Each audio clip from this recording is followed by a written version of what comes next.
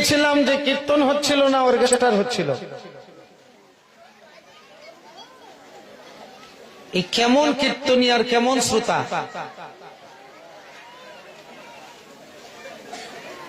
কীর্তন করেন কিন্তু কীর্তনের পরিস্থিতি পাল্টান, এগুলাকে কীর্তন বলা হয় না। আর যদি লারে লাপ্পা শুনবেন তাহলে অধিবাসের দরকার নাই।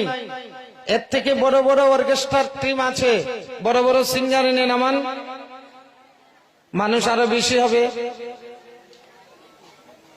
এগুলা কিন্তু কীর্তন না। কি হলো কালকে? কি হয়েছে? না হয়েছে নাম কীর্তন, না হয়ে লীলা কীর্তন। কি হয়েছে? আপনারা কি শুনেছেন? কি কীর্তন শুনেছেন আপনারা? না নাম কীর্তন হয়েছে, না লীলা কীর্তন হয়েছে। বলুন, লীলা কীর্তন হয়েছে, নাম কীর্তন হয়েছে, কি কীর্তন দিয়েছেন আপনারা?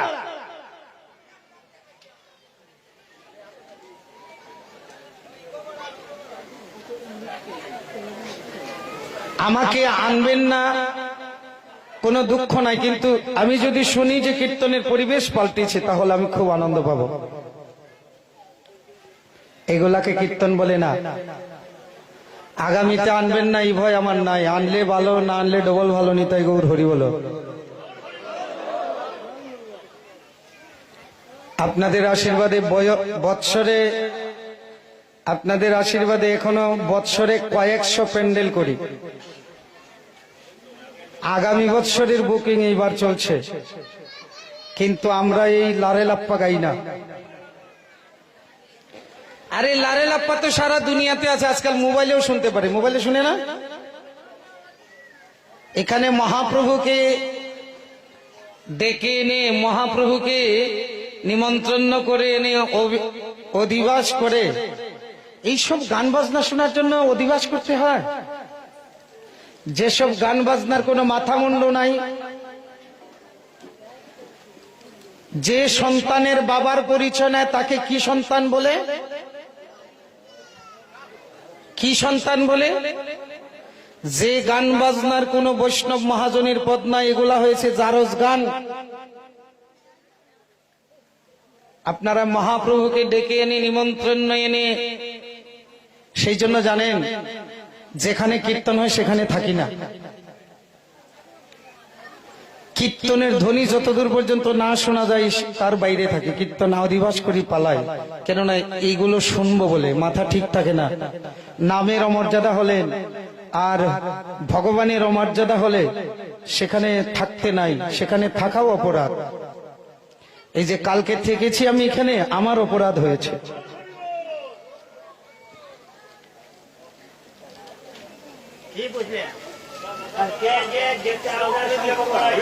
আপনি বলেন। কালকে যে সংকল্প নিয়েছিলাম সেই সংকল্প অনুযায়ী এখানে কীর্তন হয়েছে, হয় নাই? লাভরা কীর্তন হয়েছে। রাধে রাধে বলেন। তো আপনাদেরকে বলছি, আপনাদের মঙ্গলের জন্য বলছি। আপনারা যা করেন, আপনারা ন্যাংটা হয়ে নাচেন, আমার কি আসে যায়? এখানে যদি কেউ উলঙ্গ হয়েও নাচে, আমার বলার অধিকার হয়ে আছে? তো এগুলা কীর্তন নয়। কীর্তন করুন, কিন্তু কীর্তনের অমর্যাদা করবেন না, হরি নামের অমর্যাদা করবেন না। যদি লীলা কীর্তনও আপনাদের শুনতে হয়, সেই ধরনের লীলা কীর্তনই আনেন, আর বৈষ্ণব পদাবলীর দ্বারা শুদ্ধ লীলা কীর্তন শোনেন, যদি হরিনাম ভালো না লাগে। আর না হলে সেই রকম কীর্তনিয়া যদি না পান, তাহলে তালে হোক, বেতালে হোক, সুরে হোক, বেসুরে হোক, হরিনাম করেন। আর না হলে বড় কীর্তনী আনার দরকার নাই। আপনারা গ্রামে অনেক লোক আছে, 4 জন 5 জন করে হাতে তালি দিয়ে কীর্তন করুন, আরো সবচেয়ে শুদ্ধ নামযোগ্য হবে।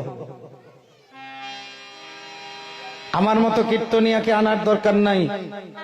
আপনারা হাতে তালি দিয়ে যদি অষ্টপ্রহর সারা দিন রাত কীর্তন করেন, তাহলে শুদ্ধ কীর্তন হবে।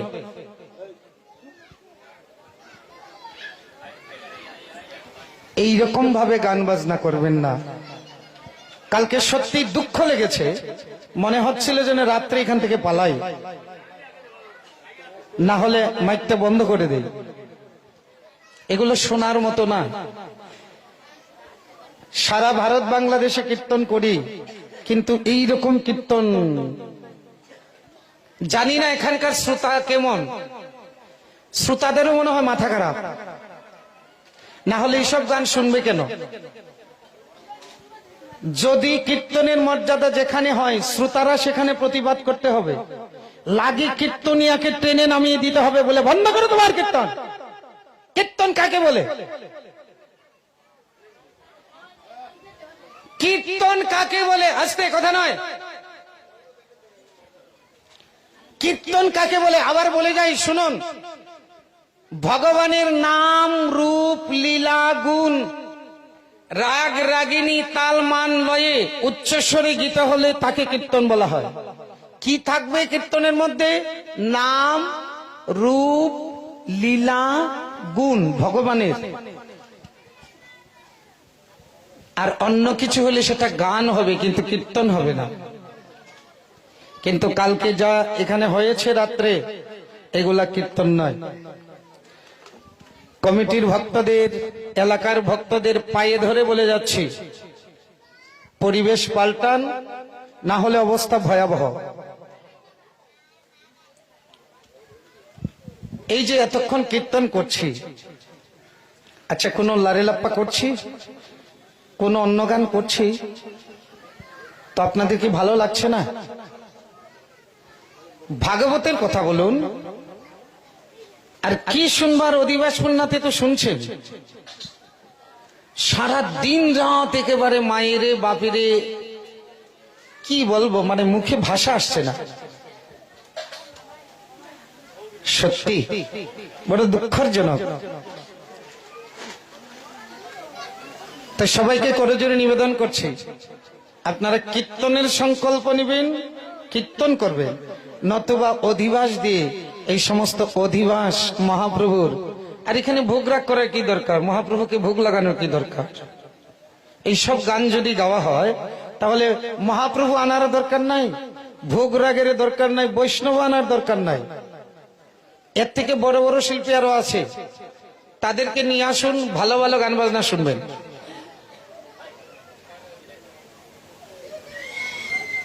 অপরাধ ক্ষমা করবেন, আপনাদের কাছে ক্ষমা চাইছি, কেননা কথাগুলো একটু রুক্ষ। কেননা আজকাল আমাদের ভালো কথা বললে কানে ঢুকে না, একটু রুক্ষ ভাবে না বললে। আর শাস্ত্রের কথা বললে যদি কেউ মনে ব্যথা পেয়ে থাকেন, দেখুন শাস্ত্রে কি বলছে আর আপনারা কি করছেন।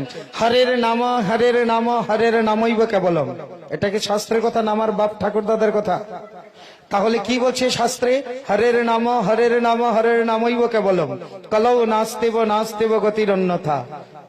হরিনাম বিনে কোনো গতি নাই, গতি নাই, গতি নাই। তাহলে কালকে কি হয়েছে? শাস্ত্র কি বলছে, আমরা কি করেছি?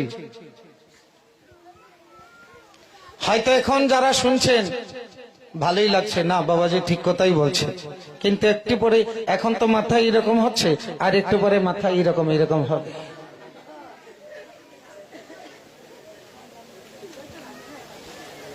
কীর্তন জায়গায় জায়গায় হচ্ছে, কিন্তু দুঃখের বিষয় কীর্তনের মর্যাদা, কীর্তনের শ্রাদ্ধ পিণ্ডি করে ছাড়ছে।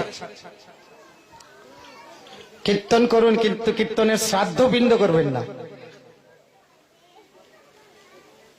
এখানে যদি 13 বছর কেন 100 বছর যদি কীর্তন করেন আর এলাকার একজন ভক্ত পরিবর্তন না হয়, তাহলে কীর্তন করার মানে হলো না। 100 বছর যদি কীর্তন হয় আর যদি একজনও পরিবর্তন না হয়, তাহলে কীর্তন করার সফল হবে না। পরিবর্তন মানে এই যে আমরা এতক্ষণ আলোচনা করছি, আমাদের প্রয়োজন কি? কৃষ্ণ ভক্তি। ভক্তি পেয়ে আপনি ঘরে থেকে যদি ভজন, এখানে এই কীর্তন শুনে যদি একজন দুইজনও পরিবর্তন হন, তাহলে হবে কীর্তন সফল। পরিবর্তনটা কি? আমরা আগেই বলছি, ঘরেই থাকবেন, সংসার নিয়েই থাকবেন, কিন্তু একটু পরিবর্তন হতে হবে। কেমন? আপনার ঘরের ঠাকুরকে আপনার ছেলে মেয়ের মতো ভালোবেসে নেন। সবার বাড়িতে ঠাকুর ঘর আছে তো? সবার বাড়িতে ঠাকুর ঘর আছে? কি আওয়াজ হচ্ছে না কেন? আছে না নাই?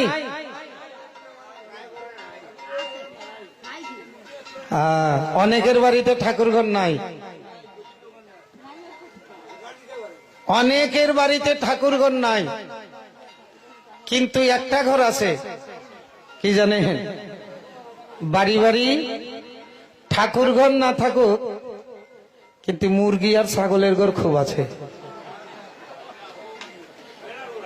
কি আছে না?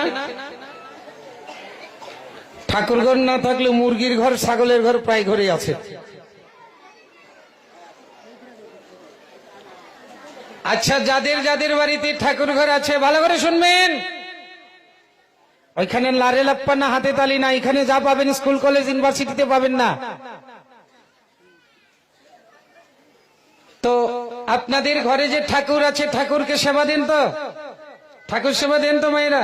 কি দিয়ে দেন? কি কি দিয়ে দেন? বাহ, মা বলছে যা পেলাম তো পেলাম, নাইলে একেবারে চিনি দিয়ে। কেউ চিনি, কেউ নকুল দানা, কেউ কলা, কেউ বাতাসা, কেউ আপেল, বাহ, কেউ একটু ফুল। আপনারা একটু চিনি নকুল দানা খেয়ে কয়েকদিন থেকে দেখছেন কেমন লাগে? আচ্ছা, ঠাকুরকে তো চিনি নকুল দানা দিন, তো আপনারা কি খান? আপনারা তো প্রতিদিন 3, 4, 5টা আইটেম, ঠিক না? কি তো আপনি 3, 4, 5টা আইটেম দিয়ে খান, আর আপনার ঘরের ঠাকুরের কপালে কেবল নকুল দানা আর চিনি না? এটাই কি ভক্তি? আপনার ঘরের ছেলে মেয়ে যদি একদিন না খায় তো আপনার কেমন লাগবে? কেমন লাগবে?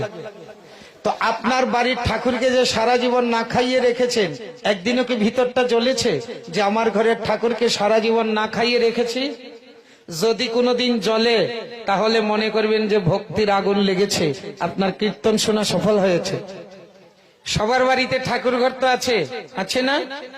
আপনারা এই মাঘ মাসের দিনে লেপ কম্বল ছাড়া কেউ ঘুমাতে পারেন? ঘুমাতে পারেন?